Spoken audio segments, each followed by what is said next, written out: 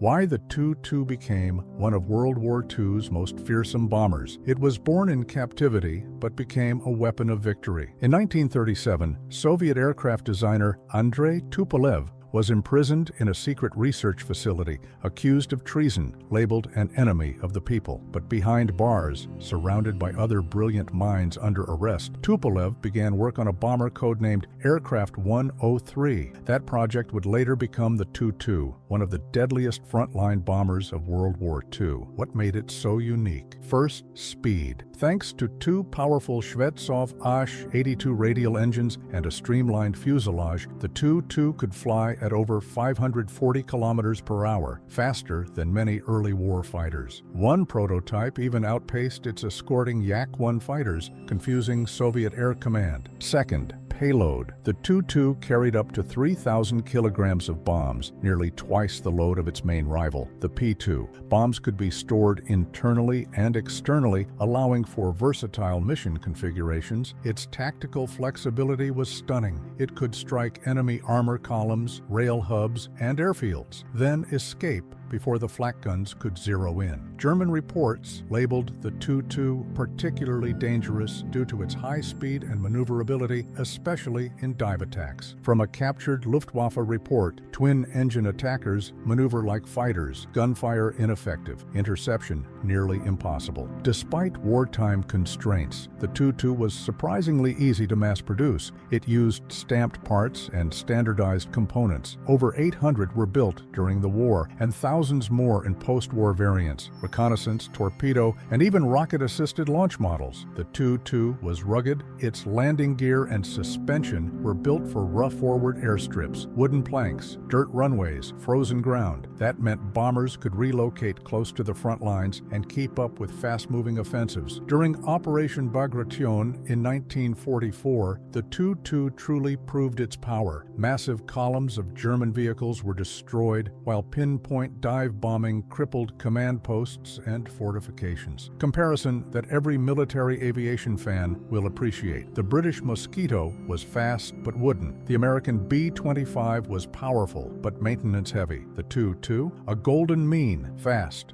durable, deadly, and adaptable. Combat legacy of the Tu-2, summer 1944, Operation Bagration. Over Belarus, squadrons of Tu-2s roar overhead. They didn't just drop bombs, they shattered supply lines, took out bridges, and silenced command nodes. Dive bombing made surgical strikes possible. Some pilots even compared the aircraft's precision to a surgeon's scalpel. Frontline navigator recalled, "When you see your bombs land square on target, and seconds later it's engulfed in flames, you know this machine is doing its job like no other." Survivability was another hallmark. Even after direct hits from anti-aircraft fire, the Tu-2 often stayed airborne. Tupolev's team had reinforced the fuel system and frame, allowing crews to limp back to base, wounded but alive. Crews loved it, respected it. As one pilot put it, flying a Tu-2 after a P-2, it's like switching from a horse to a motorcycle. Faster, safer, and more powerful. In the final months of the war, the Tu-2 led raids on Königsberg, Danzig, Krakow, and Prague. It struck depots, runways, bunkers, wave after wave, breaking Nazi defenses piece by piece. But the story didn't end in May 1945. Post-war, the Tu-2 remained the USSR's main tactical bomber into the 1950s. It saw combat in the Chinese Civil War and was exported to both North Korea and China. It was in a Tu-2 that Chinese pilots trained in bomber aviation for the first time. In 1947, the Tu-2 became a test bed for jets, leading to experimental craft like the Tu-12, Tu-14, and eventually the iconic Tu-16 and nuclear-capable Tu-95. And one crucial point, designs from the Tu-2, its armored cockpit glass, shock-absorbing gear, and dual fire control system became standards in future Soviet heavy bombers. Its legacy? Massive. Restored Tu-2s still stand in museums in Russia, Poland, and China. They are not just metal and rivets. They're monuments to ingenuity, sacrifice, and technological triumph. A military historian once wrote, "The Tu-2 was proof that even under fear and repression, brilliance can take flight